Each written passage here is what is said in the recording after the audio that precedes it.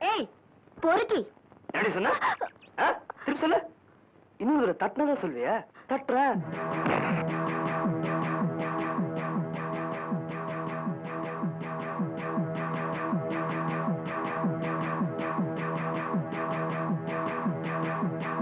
நீ அடிக்கடி ரூட்ல கிராஸ் பண்ற. நீ செய்யறது நியாயமா இருந்தா நான் கிராஸ் பண்ண மாட்டேன். அநியாயமா இருந்தா அடியால் அனுப்புனா கூட கைமா கைமா பண்ணிடுவேன். ஜாக்கிரதை.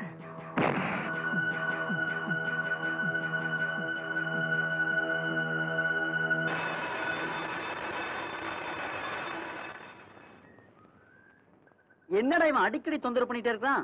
இவன் என்ன பண்ணலாம்? பேசாம க்ளோஸ் பண்ண வேண்டியதுதான். எப்படி?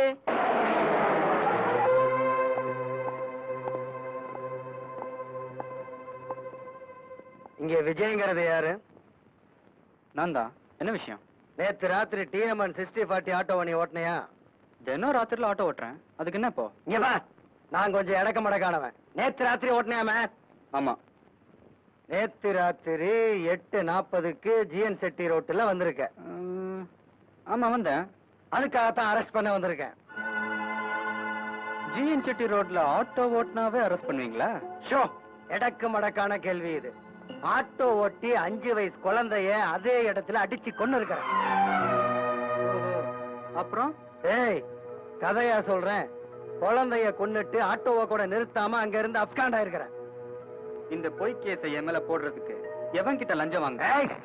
ஸ்டேஷனுக்கு வா, எவன்னு சொல்றேன். நீங்க கவலைப்படாதீங்க ஆண்டி, நாங்க பாத்துக்கிறோம். உன் பேர் என்ன? விஜய். அப்பா பேரு? எங்க அம்மா பேரு மகாலட்சுமி. உங்க அப்பா பேர் என்னடா? எங்க அம்மா பேரு மகாலட்சுமிடா. என்னடா அப்பன் பேரை கேட்டா அம்மா பேரையே சொல்லிக்கிட்டு இருக்கிற? அப்ப இல்லாம பிறந்தியா? நீ அப்பா எல்லாம் பிறந்தியா?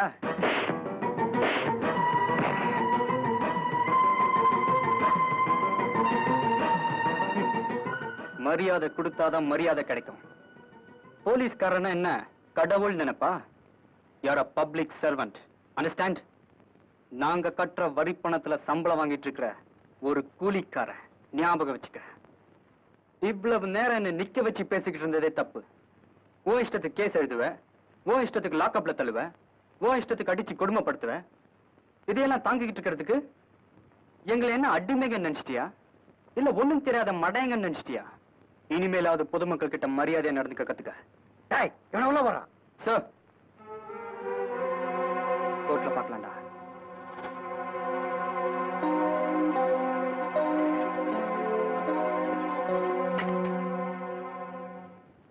என்ன ராக்கி, உன் படிப்பெல்லாம் எப்படி இருக்கு?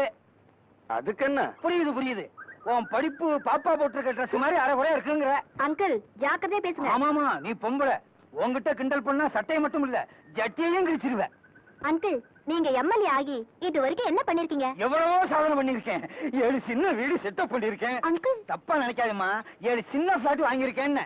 அப்புறம் என்ன எதிர்த்த இன்ஸ்பெக்டர் கான்ஸ்டபிள் ஆக்கியிருக்கேன். அப்புறம் 7 பிராந்தி கடையில ஏலத்துக்கு எடுத்திருக்கேன். அவ்வளவு பணமா உங்களுக்கு? கிண்டலா? ஏது பணம்? எல்லாம் அதிகாரம் தான். அங்கிள், நாட்டு மக்களுக்கு என்ன செஞ்சிருக்கீங்க? பிராந்தி கடையை திறந்து அங்கிருந்து வாங்கிட்டு போய் வீட்டுல குடிச்சா பொம்பளைங்களுக்கு தெரிஞ்சு போங்கிறதுக்காக பிராந்தி கடையிலேயே பார் திறந்திருக்கேங்கிறேன். இதை விட நாட்டு மக்களுக்கு நான் என்ன கிழிக்கணுங்கிறேன்.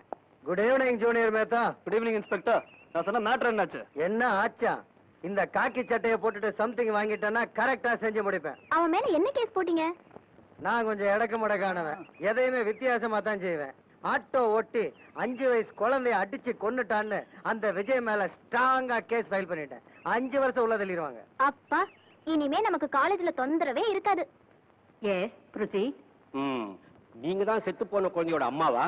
ஆமாங்க. உங்களுக்கு எத்தனை குழந்தைங்க? 3 பெண் குழந்தைங்க. இறந்து போனது கடைசி குழந்தை. வயசு என்ன? 5 வயசுங்க. அன்னைக்கு என்ன நடந்தது? எப்படி சொல்வேங்க? பசின்னு அழுதது குழந்தை. வீட்டுல ஒண்ணுமே இல்ல. பண்ணு வாங்கிட்டு வரலான்னு டீ கடைக்கு போனேங்க. அவன் பின்னாடியே வந்திருக்கா. அதை நான் கவனிக்கல.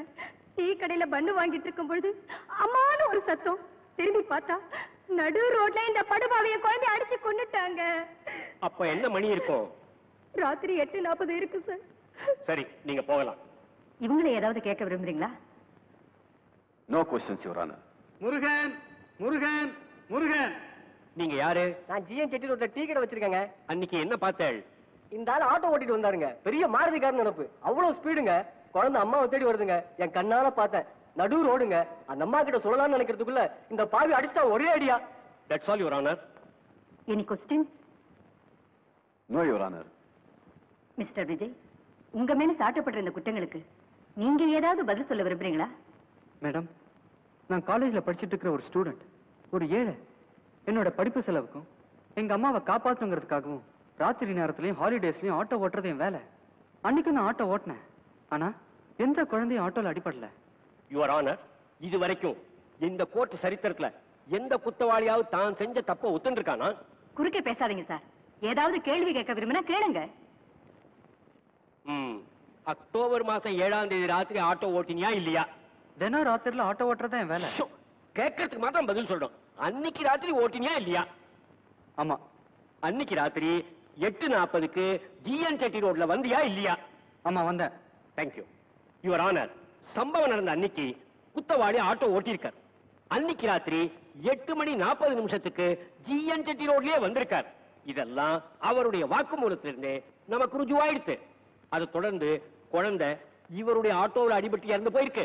குழந்தை இறந்து போனதை குழந்தையினுடைய தாயாரும் டீ கடைக்காரரும் கண்ணால பார்த்திருக்காங்க. இதெல்லாம் விட ஒரு பெரிய உண்மை என்னன்னா, அன்னைக்கு ராத்திரி அதே ரோட்ல வந்துட்டு இருந்தனா இந்த கோரமான விபத்தை என் கண்ணாலேயே பார்த்தேன். சோ குத்தவாளிக்கு தகுந்த தண்டனை அளிக்கும்படி கேட்டுக்கிறேன். Excuse me your honour. நீங்க முடிவெடுக்கிறதுக்கு முன்னாடி நான் ஒருத்தரை குறுக்கு விசாரணை செய்ய விரும்புறேன். எஸ், உங்களுக்கு யாரை வேணாலும் விசாரிக்க உரிமை இருக்கு. Thank you your honour. நான் விசாரிக்க விரும்புறது public prosecutor mister Shankar Narayanan. No your honour. ஒரு பப்ளிக் ப்ராசிக்யூட்டர் சாட்சி கூண்ல ஏத்துறதுக்கு சட்டத்துல இடமே இல்லைன்னு. Anything else? No your honour. நான் ஒரு பப்ளிக் ப்ராசிக்யூட்டரா கேட்க விரும்பல, ஒரு சாட்சியா கேட்க விரும்புறேன். He is correct mister Shankar Narayanan. அந்த சம்பவத்தை நீங்க கண்ணால பார்த்தேன்னு சொல்றீங்க. அதனால உங்களை ஒரு சாட்சியா விசாரிக்கிறதுக்கு சட்டத்துல இடம் இருக்கு. ஒட்டக்கண்ணா, பிரியாவோட அண்ணன் கோர்ட்ல வாதாடி முன்ன பின்ன பாத்திருக்கியா? இல்லையே. இப்ப பார், கோர்ட்டு குஜாலா கட்ட போகுது. குஜாலான்னா இந்த கில்பா மேட்டர்லாம் உனக்கு புரியாது. ஆர்குமெண்ட்டை கவனி. நீங்க என்ன படிச்சிருக்கீங்க? இது என்ன சில்லி கொஸ்டினா இருக்கு? நான் என்ன போர்ட் ஃபார்ம் பாஸ் பண்ணிட்டா பிபியா இருக்கேன்? கேட்கறதுக்கு மட்டும் பதில். நீங்க என்ன படிச்சிருக்கீங்க? MA BL gold medallist. நீங்க சட்டத்தை முடிச்சிட்டு கான்வொகேஷன் டேல என்ன வாக்குறுதி எடுத்தீங்க? மறந்து போச்சா? 1000 குற்றவாளிகள் தண்டனையிலிருந்து தப்பிக்கலாம். ஆனா ஒரு நிரபராதி கூட தண்டிக்கப்படக்கூடாது. எக்ஸலண்ட். இத இன்னொரு தடவை சொல்ல முடியுமா? 1000 குற்றவாளிகள் தண்டனையிலிருந்து தப்பிக்கலாம். ஆனா ஒரு நிரபராதி கூட தண்டிக்கப்படக்கூடாது. Is it clear? உங்களுக்கு மனசாட்சி இருக்கா? இதான் அனுபவம் இல்லைங்கிறத காட்டுறது. மனுஷன் தான் மனசாட்சி இல்லாம இருக்க முடியுமா? வாய். மனுஷனுக்கு மனசாட்சி இருக்கும், உங்களுக்கு இருக்கான்னு கேட்க. இல்ல, உங்களுக்கு மனசாட்சி இல்ல. இருந்திருந்தா ஒரு அப்பாவி இளைஞனை கொலைகாரன்னு சொல்லிருக்க மாட்டீங்க. ஒரு ஏழை பையன் மேல இப்படி ஒரு பழியை சுமத்திருக்க மாட்டீங்க. ஒரு நிரபராதிய குற்றவாளியர் வாதாடி இருக்க மாட்டீங்க. அதையும் உங்க கண்ணால பார்த்தேன் அபாண்டமா போய் சொல்லிருக்க மாட்டீங்க. உங்களுக்கு மனசாட்சி இல்ல இல்ல இல்ல. உங்க திறமையினால பொய் சாட்சிகளை அழகா செட்டப் பண்ணி இந்த கோட்டை ஏமாத்தலாம், எங்களையும் ஏமாத்தலாம். உண்மைக்கு சமாதி கட்டி பொய்க்கு உயிர் கொடுத்தலாம். ஆனா எல்லாத்தையும் பார்த்துட்டு இருக்கிற அந்த கடவுளே நீங்க ஏமாத்த முடியாதா? அரசன் அன்று கொல்லுவான், தெய்வம் நின்று கொல்லுவாங்கிறதெல்லாம் பழசு. இப்ப எல்லாம் கடவுள் ரொம்ப ஃபாஸ்ட். அன்னன்னைக்கு கொல்லுவான். நீங்க காலையில தப்பு பண்ணீங்கன்னா சாயந்தரத்துக்குள்ள உங்களுக்கு தண்டனை கிடைக்கும். நீங்க தினம் 1/2 மணி நேரம் பூஜை பண்ணிட்டு தானே வேலைக்கு வரீங்க. அந்த கடவுள் இருக்கிறது உண்மையா இருந்தா அவன் தண்டனையில இருந்து நீங்க தப்பிக்கவே முடியாது. இந்த நிரபராதியோட தாய் வயிறு எரிஞ்சா அந்த வயிற்றத்தில் உங்களை சும்மா விடாது. நீங்க வீட்டுக்கு போனா உங்க மனைவி உயிரோடு இருக்க மாட்டாங்க. உங்க குழந்தைங்க 3 குழந்தைகளும் உயிரோடு இருக்க போறதில்ல. உங்க தாய் செத்து கிடப்பாங்க.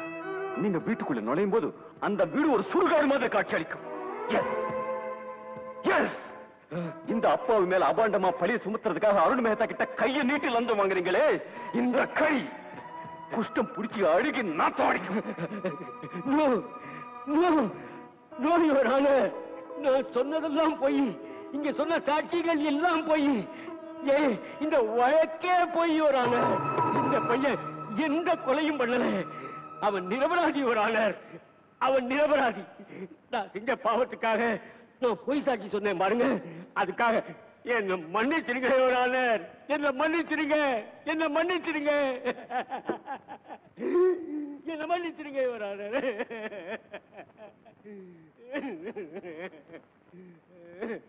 Thank you mister Sankaranarayanan. உங்களுக்கு மனசாட்சி இருக்கு.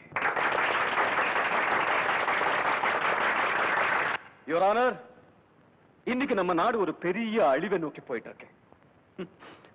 ஒரு மணி நேரத்துக்கு ஒரு கொலை, ஒரு நிமிஷத்துக்கு ஒரு கொள்ளை, தாலி அறுப்பு, கற்பழிப்பு, இப்படி அராஜகவாதிகளோட அட்டுழியமும் அரசியல்வாதிகளோட அதிகாரமும் சமயவாதிகளோட சண்டைகளும் இதெல்லாம் மலிஞ்சு போயிட்டு இருக்கு. இதுக்கெல்லாம் யார் காரணம்? இதுக்கெல்லாம் யார் காரணம்? அலசி பார்த்தா வெக்கத்தை விட்டு ஒத்துக்கிறேன். நான் காரணம். சட்டம் படிச்ச இந்த மாதிரி வக்கீல்கள் காரணம். சத்தியத்தை காப்பாத்துவேன்னு சத்தியம் பண்ணிட்டு சில வக்கீல்கள் அந்த சத்தியத்துக்கு செவக்குழி தோன்றவங்களை காப்பாத்திட்டு இருக்காங்க. நான் ஒரு கொலைகாரனை என்கரேஜ் பண்றேன், ஒரு கொள்ளைக்காரனை என்கரேஜ் பண்றேன், ஒரு கிரிமினலை என்கரேஜ் பண்றேன். அதாவது ஒருத்தன் 10 லட்சம் ரூபாய் கொள்ளை அடிச்சிட்டு வந்து எனக்கு 1 லட்சம் ரூபாய் கூலிய வீசுறான். நான் உடனே கோர்ட்டுக்கு வந்து அவன் அந்த கொள்ளையை அடிக்கலன்னு வாதாடி அவனை காப்பாத்துறேன். தன்னை காப்பாத்துறதுக்கு ஒரு வக்கீல் இருக்காங்கிற தைரியத்துல அவன் மறுபடியும் கொள்ளை அடிக்கிறான். இன்னொருத்தன் 10 பேர் தலையை வெட்டிட்டு எனக்கு 10 லட்சம் ரூபாய் கூலியா வீசுறான். நான் உடனே கோர்ட்டுக்கு வந்து அவன் அந்த கொலையை பண்ணல, அந்த கொலைக்கும் அவனுக்கும் எந்த விதமான சம்பந்தம் இல்ல, அன்னைக்கு அவன் அந்த ஊர்லயே இல்லன்னு வாதாடி அவனை காப்பாத்துறேன். அவன் மறுபடியும் 10 கொலை பண்றான். ஒரு அரசியல்வாதி, ஊழல் அரசியல்வாதி, கோடி கோடியா ஊழல் பண்றான். அவனை தண்டிக்கிறதுக்காக ஒரு கமிஷன் போடுறாங்க. அந்த கமிஷன்ல நானும் ஒருத்தன். ஆனா அந்த அரசியல்வாதியோட அதிகாரத்துக்கு பயந்து அவங்க எந்த ஊழலும் பண்ணலன்னு நான் சத்தியம் பண்றேன். அவன் மறுபடியும் அதே ஊழலை பண்றான். நான் அவங்கிட்ட லஞ்சத்தை வாங்கிட்டு நான் படிச்ச படிப்பையும் உண்மையும் அடமானம் வைக்கிறேன். இந்த மாதிரி கொலைகாரங்களையும் கொள்ளைக்காரங்களையும் ஊழல் அரசியல்வாதிகளையும் சில வக்கீல்கள் நாங்க வளர்த்துக்கிட்டு இருக்கோம்.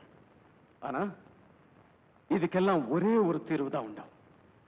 இனிமே எந்த கொலைகாரனுக்காகவும் நாங்க வாதாட போறதில்லை, எந்த கொள்ளைக்காரனுக்காகவும் நாங்க வாதாட போறதில்லை, எந்த ஊழல் அரசியல்வாதியும் நாங்க ஆதரிக்க போறதில்லைன்னு ஒவ்வொரு வக்கீலும் தான் மனசாட்சிக்கு பயந்து என்னைக்கு நாம ஒரு சபதம் எடுக்கிறோமோ அன்னைக்குதான் இந்த நாட்டை நாம அழிவிலிருந்து காப்பாற்ற முடியும்.